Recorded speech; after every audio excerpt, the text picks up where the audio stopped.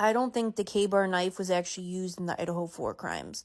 I think the Ellie and the prosecutors have been trying to make us believe that.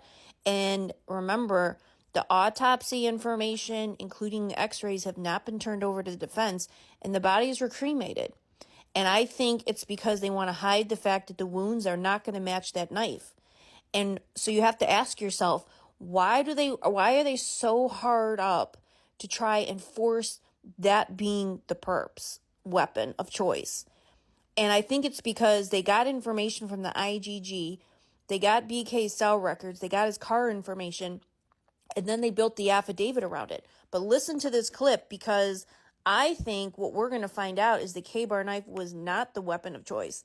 And there may have been two perps, two different weapons, and they weren't KBARs. Listen to this dude. I want to ask you about the knife, because I have heard, according to sources, that one possible defense strategy here could be trying to say that that knife will not match up to the wounds. Do you think that could possibly come into play at a trial? Well, it could, and the defense could certainly make that allegation. There will be very detailed testimony by the medical examiners and by people that are experts in wound patterns with this knife. Now, normally, depending on the stab wound, but sometimes you can actually match the knife up right to the wound.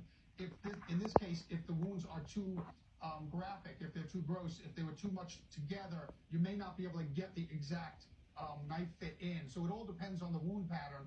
But I anticipate you will have the medical examiner or coroner give expert testimony for the prosecution. The defense will probably have its own experts come in and make an allegation exactly the way you described. I don't know that will prevail, but it's something the defense, is certainly open to trying.